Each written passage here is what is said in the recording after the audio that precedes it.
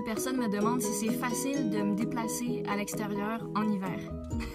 Pour répondre à votre question, non, c'est pas facile. C'est tout un défi. Il y a tellement d'obstacles à tous les jours. Je vous dirais que déjà seulement de marcher quand il y a de la glace ou même seulement de la neige, mais surtout quand ça glisse, c'est très... En fait, c'est comme si je suis toujours dans l'appréhension. Donc, c'est comme si, je parle souvent de quand on a un handicap ou quelque chose à laquelle on doit s'adapter, je dis qu'on développe un sixième sens. Pourquoi? Parce que, par exemple, ça m'est déjà arrivé d'être à l'extérieur, de marcher avec d'autres personnes et tous, on passait au même endroit. Et moi, ce qui se passe, comme je vous dis, je suis dans l'appréhension et je regarde s'il y a de la glace ou de la neige, je choisis quel pied. Donc, je choisis où je veux mettre quel pied. Donc, sachant que j'ai mon pied droit, l'endroit où je vais sentir que c'est plus sécuritaire ou stable, je vais tout de suite mettre mon pied droit pour aller chercher ma stabilité. Jamais, si je vois de la glace, je vais mettre ma prothèse en premier parce que le pied de ma prothèse, j'ai aucune sensation quand je le pose par terre au sol.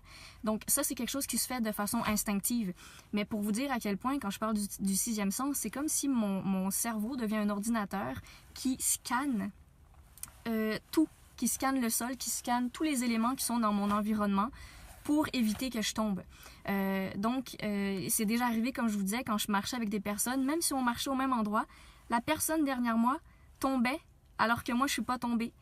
Mais c'est que c'est pas un hasard au final, c'est que vraiment, je choisis l'endroit où je mets mes pieds. Donc ça, c'est un petit détail technique que pas tout le monde sait.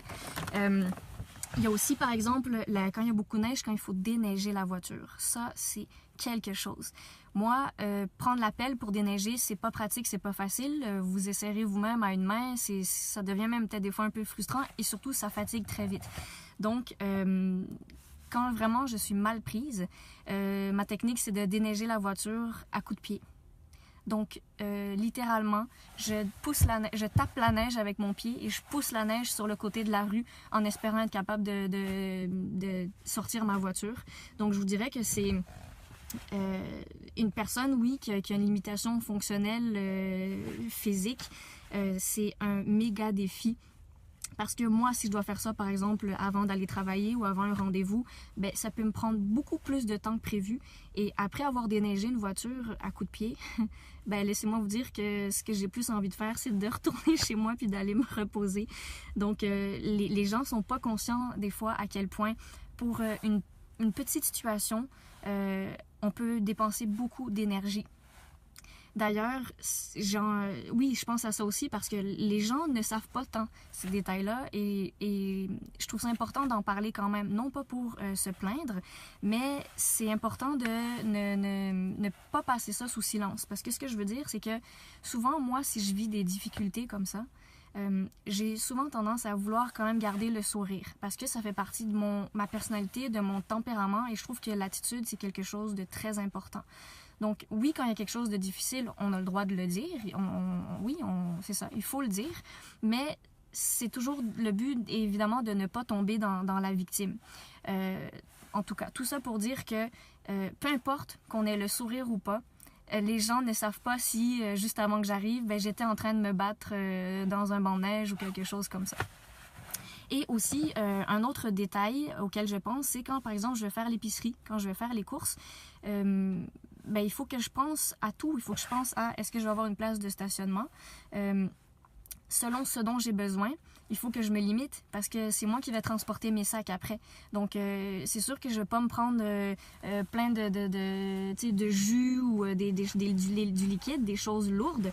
Donc, ça, c'est des détails auxquels il faut penser parce que moi, quand j'arrive chez moi, je dois sortir ça de la voiture.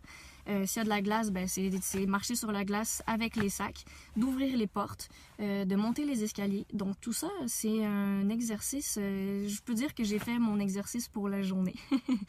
Donc j'espère que ça répond à vos questions. Donc c'est vrai pour terminer, on est pas mal tributaire de la température, du beau temps, du mauvais temps. Mais il faut apprendre à faire avec ça. Et comme je dis, au bout du compte, c'est toujours l'attitude qui est importante parce que tous, on fait face à des obstacles. Et après, il n'en tient qu'à nous de choisir si on veut continuer notre journée avec le sourire aux lèvres ou pas. Et voilà, donc J'espère que ça vous a plu. J'attends vos questions et je vous dis à la semaine prochaine.